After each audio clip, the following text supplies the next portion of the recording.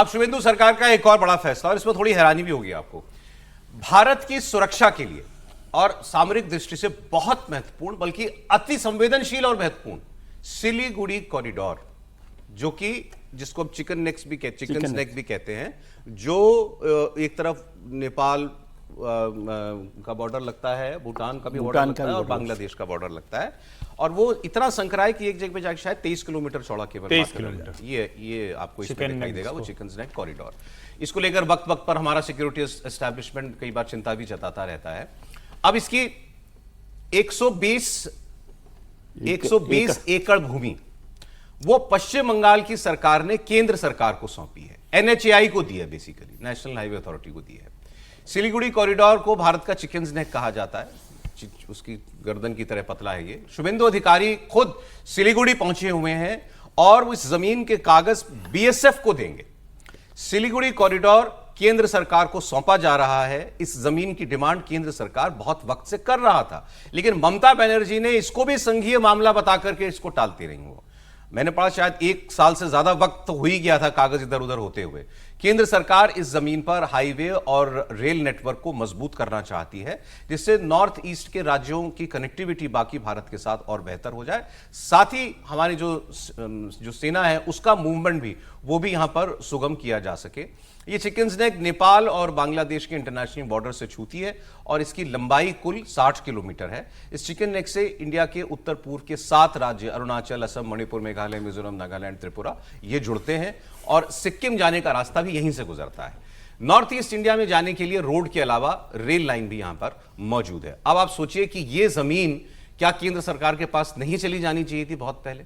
इसकी जो भी इसका महत्व है सामरिक दृष्टि से, तो उस लिहाज से इसका जिम्मेदार कौन होना चाहिए था? इसका गार्जियन कौन होना चाहिए?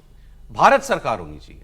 भारत सरकार फिर उसके बाद सुरक्षा की दृष्टि से जो भी सेनाओं को करना है वो करने के लिए उनको पूरी अनुमति दे, छूट दे। लेकिन यह काम भी अटका रहा सालों से। इस काम को भी संघीय ढांचा है, ये तो हमारा अधिकार क्षेत्र में आता है, तो ये नहीं किया जा सकता, इसको भी टाला जाता रहा है। सर, इस पर क्या कहेंगे?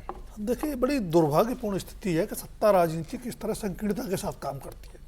पश्चिम बंगाल के लोगों ने आपको पश्चिम बंगाल के हित में और राष्ट्र के व्यापक हित में सरकार चलाने के लिए चुना।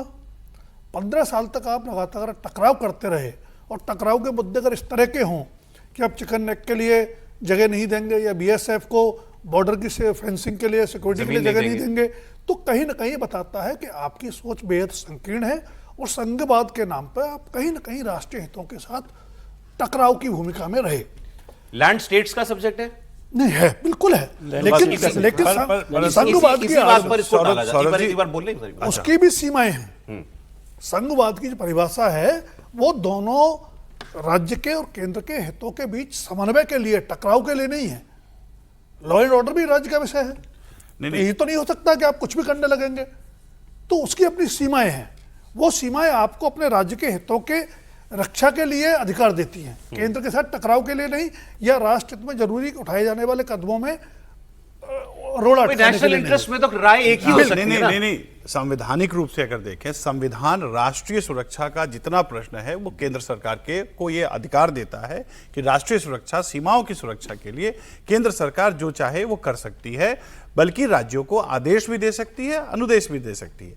जहां तक चिकन नेक का सवाल है, और ये नहीं कहा जाता भारतीय जनता पार्टी की सरकार है, और भारतीय जनता पार्टी की सरकार ने थोड़े कार्य भी किए। आप अगर देखें तो एक जो अल्टरनेटिव रूट जिसको आप कालादान नदी के साथ जो वो एक मल्टी मॉडल प्रोजेक्ट है वो भी कराने की कोशिश की जा रही, ताकि नदियों से और समुद्री मार्ग से किस तरह से म्यांमार के रास्ते एक दूसरा वो ट्रेड के लिए रूट हो। लेकिन पूरे नॉर्थ ईस्ट को मैंने कुछ दिन पहले एक लेख भी लिखा था। ये दरअसल सिर्फ अखंड भारत की योजना नहीं है। विकसित भारत और अखंड भारत कैसे होगा जब तक पूरा उत्तर पूर्व हमारे साथ ना हो। और इसलिए ये बहुत जरूरी है कि ये जो क्षेत्र है, मैं तो मेरी अपनी व्यक्तिगत राय तो ये भी है, हालांकि ये केंद्र सरकार की राय है कि नहीं है, लेकिन ये पूरा जो है सामरिक दृष्टिकोण से इतना महत्वपूर्ण है, इतना महत्वपूर्ण, इसमें चीन भी है, उधर म्यांमार भी है, उधर बांग्लादेश भी है, नेपाल भी है। अगर इसको नहीं केंद्र सरकार के पास इसका नियंत्रण हो तो और किसके पास?